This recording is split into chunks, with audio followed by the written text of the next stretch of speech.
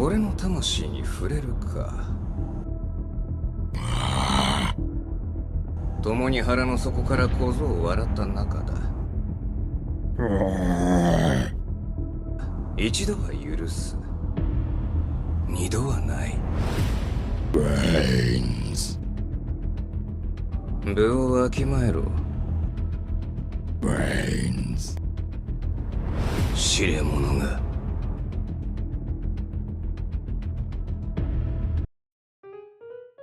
Welcome back, my fellow PvZ addicts, to part 3 of beating Plants vs. Zombies 2 with only Magnifying Grass. Before we get into it, once again, thank you to all the people who left encouraging comments as well as advice and different ideas in order to make this challenge more possible. I even had a good laugh myself from some of the comments that were left on last video, like this one. And best of all, the main man himself, Shagrot, has left a comment. Now I can finally retire happy. But I won't. Not yet, anyway. I still have more private stuff I need to discuss with Mr. Zomboss. Like for one, his name. Did you know it can be unscrambled to read Miss Bozos? Do what you want with that information, because I honestly have no clue where I'm going with this. But anyway, where was I? Ah yes, lassos, revolvers, cows, and horses. We have made it to the Wild of the West, and I'm here to prove that a certain skill of mine is a bit faster than the fastest quick draw, and it also comes from my pants. Let the shooting games begin.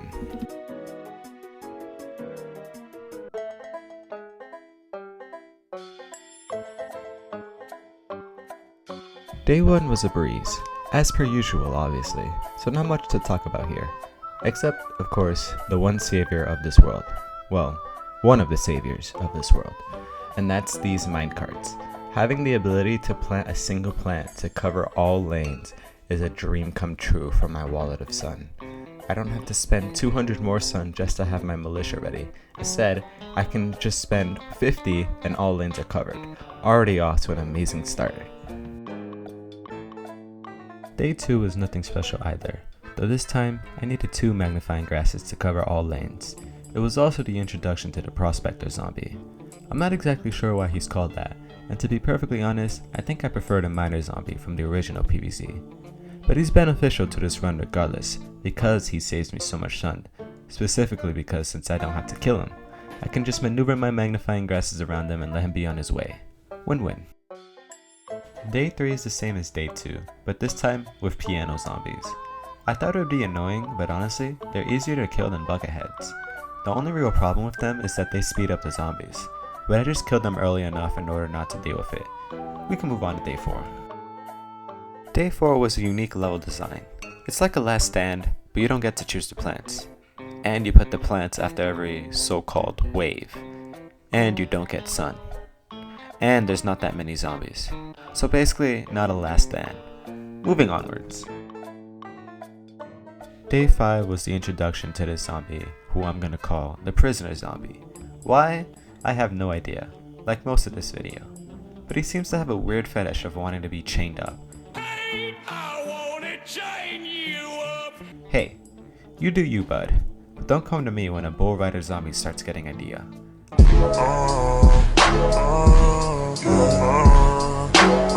I had to lose 2 of my mowers and my magnifying grass in the end, but we pulled through. Day 6 was a last stand, so we can skip it. Here's a made-up fact that I just invented. Did you know that in the Wild West, cowboys would use magnifying grass in order to firebend their ways out of a cage? Just burned the metal all the way through and just got up and left. Day 7 was pretty easy as well. Nothing new or special, but it was at this level where I made the connection between difficulties in the world so far. There's always the first 9 levels that start off pretty simple and easy, but then on the tough level, they throw in some kind of zombie that makes this challenge impossibly harder. Last world we had the imp cannon, and in ancient Egypt we had,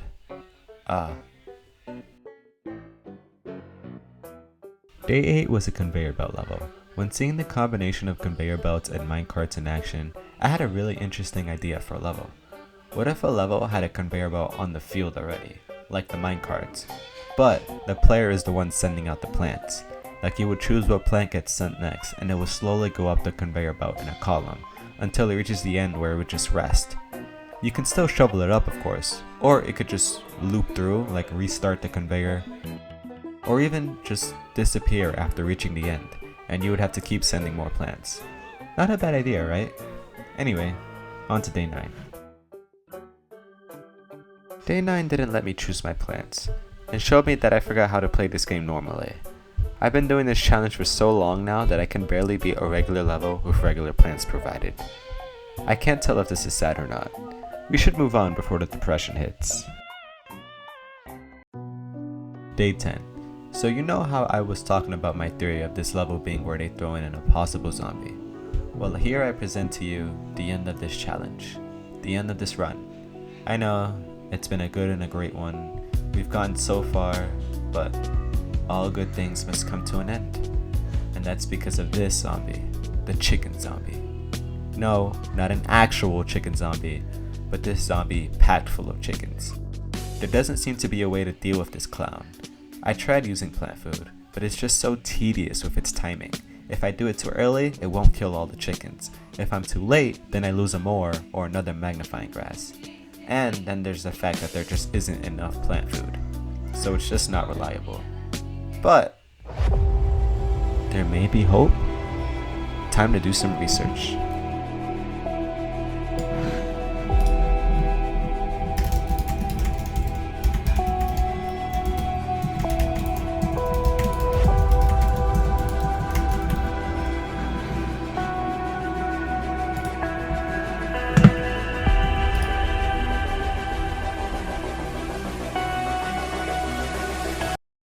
What?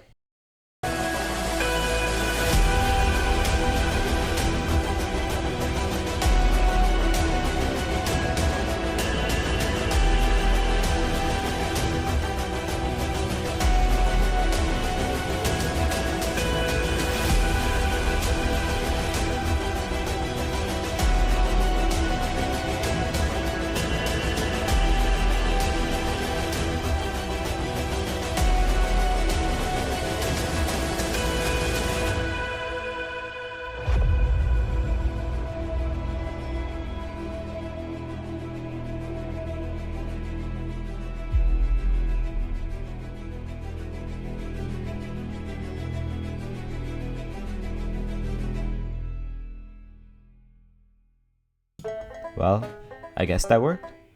On to day 11.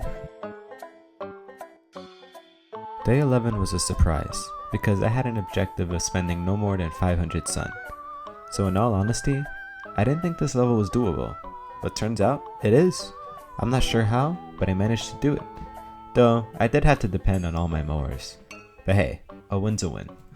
On to day 12. Day 12 was another day 4. I didn't get to choose my plants. So here's a fun fact. Did you know that the average cowboy in the Wild West made $25 to $40 a month? And here we have most people working at $15 minimum wage. What a Cold War we live in. Speaking of the Cold War, that reminds me of my next fun fact. Day 13 introduced a bull rider zombie. I don't understand the point of having a bull get high and start skipping down the lane with a child on its back. But hey, I won't judge.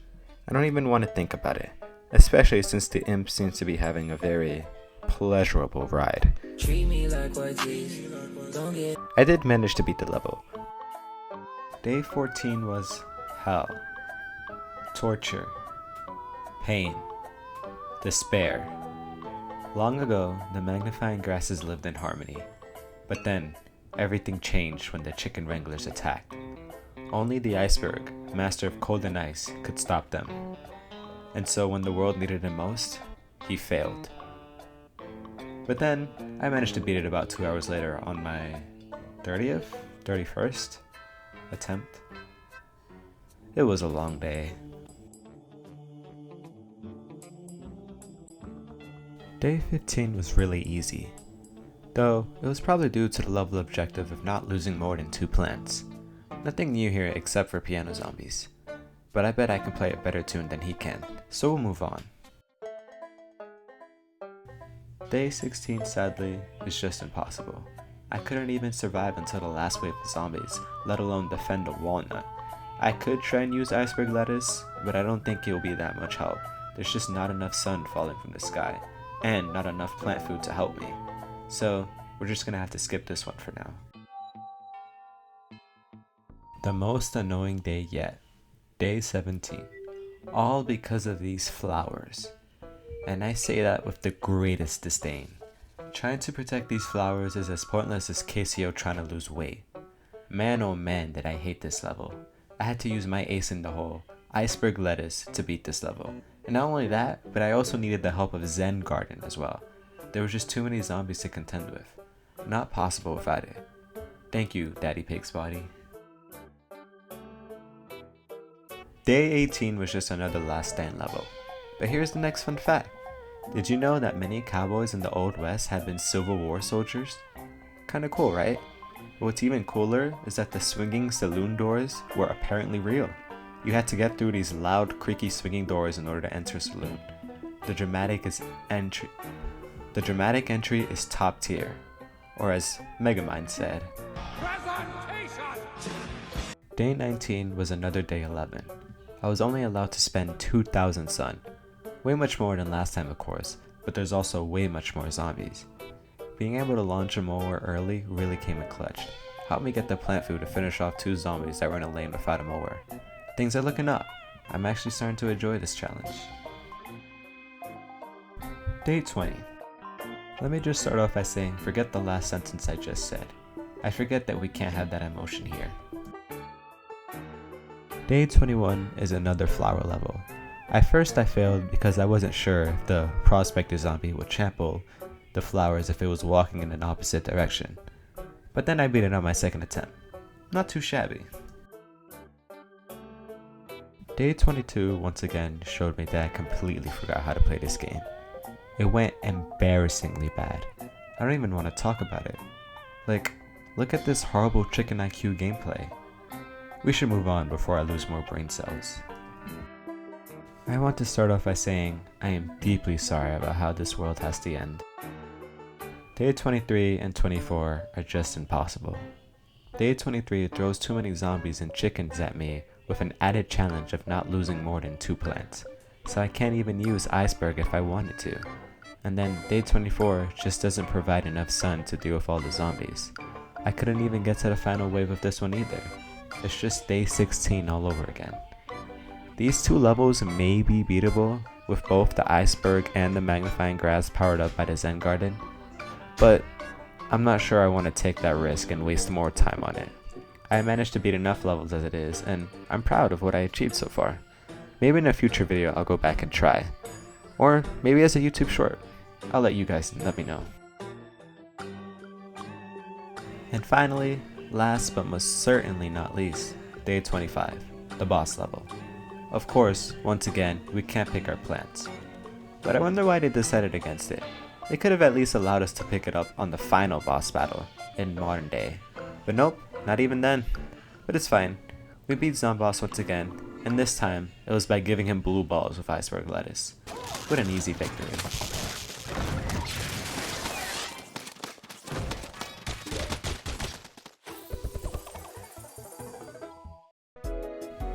And that's the end of the Wild West. We still have the exceptions of day 16, 23, and 24. But honestly, this is actually amazing. That's less impossible levels unfinished than I thought there would be. Though, we can't forget that iceberg lettuce was a big help here. And the Zen Garden. But, besides that, we beat most of the levels legitimately. I do want to apologize for how long it took for this video to get out.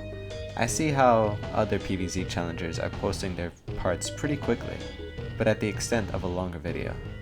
Just let me know if you guys would rather have a shorter video. And of course, if you guys have any ideas or strategies to beat any other impossible levels I might encounter without having to use a sunflower, please feel free to tell me. We made it past the easy world, and it's only going downhill from here. Sun is no good in the Arctic. And as always, if you enjoyed this, part 4, which will be out sometime soon, I hope. Just don't forget to subscribe so you're notified of when it happens. Thanks for watching.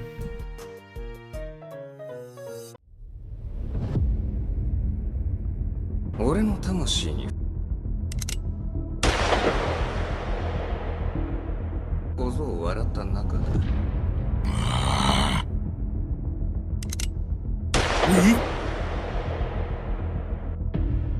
ウィ一度は許す。